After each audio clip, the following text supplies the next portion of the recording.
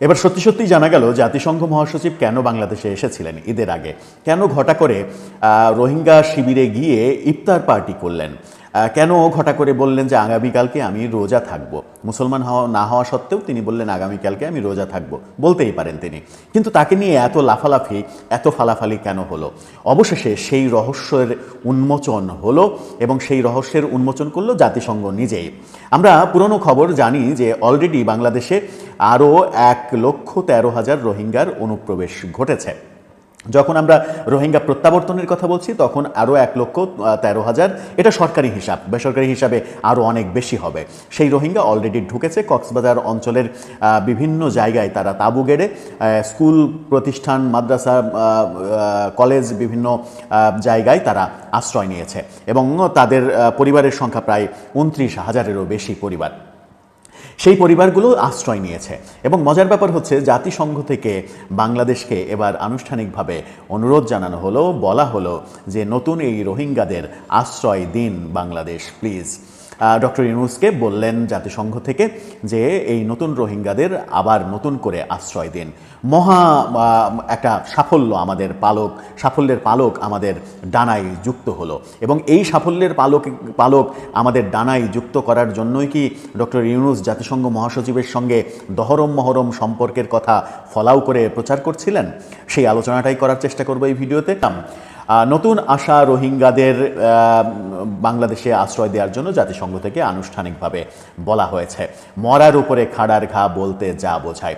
আমরা ঈদের আগে বাংলাদেশ সরকারকে ফলাও করে বলতে শুনলাম বাংলাদেশ সরকারের রোহিঙ্গা বিষয়ক high representative doctor Khalilur Rahman, যিনি কিনা বিদেশি নাগরিক, বিদেশি পাসপোর্টধারী, এই বিদেশি পাসপোর্টধারীকে বাংলাদেশের জাতীয় নিরাপত্তা উপদেষ্টাও বানানো হয়েছে। সেই মহাশক্তিধর ব্যক্তি বললেন যে আগামী ঈদের আগেই রোহিঙ্গা, প্রথম ধাপের রোহিঙ্গা 1,80,000 রোহিঙ্গা প্রত্যাবর্তন হয়ে যাবে এবং তারা, ডক্টর ইউনূস বললেন, তারা তাদের মাটিতে গিয়ে ঈদ উদযাপন করবেন। কদিন পরেই বললেন বর্তমান বাস্তবতায় রোহিঙ্গা প্রত্যাবর্তন সম্ভব নয়। আরাকান আর্মি থেকে চিঠি দেওয়া হলো, রোহিঙ্গারা মায়ানমারের নাগরিক না, তারা চট্টগ্রামের নাগরিক, তাদের প্রত্যাবর্তন মেনে নেওয়া হবে না।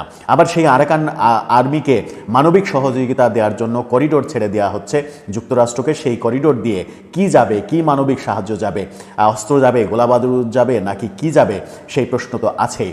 এই করিডোর দেওয়ার মানবিক সাহায্যের নামে যে করিডোর উন্মুক্ত করে দেওয়া হলো, সেই করিডোর যে যুদ্ধের দামামা বাজাবে না, কে গ্যারেন্টি দিতে পারে? কোন স্বার্থে যুক্তরাষ্ট্র এই কাজটা করছে? চীনকে দমাতে করছে, যেখানে বাংলাদেশকে রাজনৈতিক হাতিয়ার হিসেবে ব্যবহার করছে এবং যুক্তরাষ্ট্রের সঙ্গে সম্পর্ক উন্নয়নের জন্য, ট্রাম্প প্রশাসনের সঙ্গে সম্পর্ক উন্নয়নের জন্য বাংলাদেশ সরকার যুক্তরাষ্ট্র যা বলছে তাই মেনে নেয়ার একেবারে শপথ করেছে, তেমনটাই কি মনে হচ্ছে? যার প্রতিদান আমরা পেলাম, জাতিসংঘ থেকে বলা হলো নতুন রোহিঙ্গাদের আশ্রয় দেন। আর মিয়ানমারের রাখাইন থেকে আসা নতুন 1,13,000-এর বেশি রোহিঙ্গাকে আশ্রয় দিতে বলেছে, অনুরোধ করেছে জাতিসংঘের শরণার্থী বিষয়ক অঙ্গ সংস্থা ইউনাইটেড নেশনস রিফিউজি এজেন্সি। তারা সোমবার এই অনুরোধ করেছে। বাংলাদেশে আশ্রিত রোহিঙ্গাদের সহায়তা প্রদানের লক্ষ্যে গঠিত সরকারি সংস্থা রিফিউজি রিলিফ অ্যান্ড রিপার্টিশন কমিশনের কমিশনার মোহাম্মদ মিজানুর রহমান এই তথ্য নিশ্চিত করেছেন। মিজানুর রহমান বলেছেন, নতুন রোহিঙ্গাদের অনেকে বর্তমানে কক্সবাজার রোহিঙ্গা আশ্রয় শিবিরের আশেপাশে তাঁবু গেড়ে বসবাস করছেন, অনেকে স্কুল, কলেজ, মাদ্রাসায় আশ্রয় নিয়েছেন। বাংলাদেশের একটি জাতীয় দৈনিক বলছে যে 1,13,000 রোহিঙ্গাদের 29,607টি পরিবার রয়েছে। এই পরিবারগুলোর মধ্যে শুধুমাত্র গত সপ্তাহে এসেছে 1,448টি পরিবার। আমরা জানি রোহিঙ্গারা প্রথম আসে 2017 সালে। 2017 সালে সেখানকার অভ্যন্তরীণ নানা রকমের গোলযোগ, যুদ্ধ, এরকম কারণে রোহিঙ্গারা সেখানে থাকতে পারেনি, বাংলাদেশে আসা শুরু করে এবং শেখ হাসিনার সরকার রোহিঙ্গাদের অবাধে আসার সুযোগ করে দেন। তখন শেখ হাসিনার সম্পর্কে সমালোচনা ছিল যে শেখ হাসিনা শান্তিতে নোবেল পাওয়ার জন্য এই কাজটা করছেন, রোহিঙ্গাদের আশ্রয় দিচ্ছেন। শেখ হাসিনাকে নিয়ে আমরা সমালোচনা করেছি যে নোবেল পাওয়ার জন্য দেশের 12টা বাজাচ্ছেন তিনি। শেখ হাসিনা সেই কাজটা, শেখ হাসিনা তো বর্তমানে আমাদের ভাষায় ফ্যাসিস্ট সরকার ছিল, তো তারা তো অনেক কিছুই করতে পারে, নিজের স্বার্থে অনেক কিছু করতে পারে, আমরা সমালোচনা করতেই পারি। কিন্তু ডক্টর মোহাম্মদ ইউনূস তো নোবেল পেয়েছেন অলরেডি।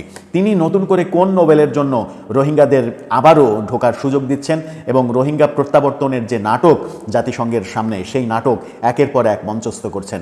করিডোরই বা মায়ানমার মায়ানমারে করিডোরই বা কেন দিচ্ছেন? আরাকান আর্মিকে সহযোগিতা কেন করতে হবে? একটা সরকারের বিরুদ্ধে যে বিদ্রোহী গোষ্ঠী, সেই বিদ্রোহী গোষ্ঠীকে কেন সহযোগিতা করতে হবে, যে সহযোগিতা অফিসিয়ালি করা সম্ভব নয় কোনো দেশের পক্ষে? তাহলে কি সরকার যুদ্ধকে ওয়েলকাম জানাচ্ছে? প্রশ্নগুলো আসছে। আর জাতিসংঘ যুক্তরাষ্ট্রকে খুশি করে আরও একটা নোবেল পাওয়ার চেষ্টা কি আমরা করছি? সেই প্রশ্নও সামনে আসছে। কোনটা আসলে ঠিক? কোন পথে আমরা এগোচ্ছি? যে পথে এগোই সেখানে ব্যক্তি স্বার্থ প্রাধান্য পাচ্ছে নাকি দেশের স্বার্থ প্রাধান্য পাচ্ছে? সেই প্রশ্নটাই সব থেকে বড় প্রশ্ন। দর্শক, আপনার কি মনে হয়? প্রশ্নের উত্তর কি আদৌ আপনার কাছে রয়েছে? আপনার মতামত জানিয়ে লিখতে পারেন আমাদের কমেন্ট বক্সে।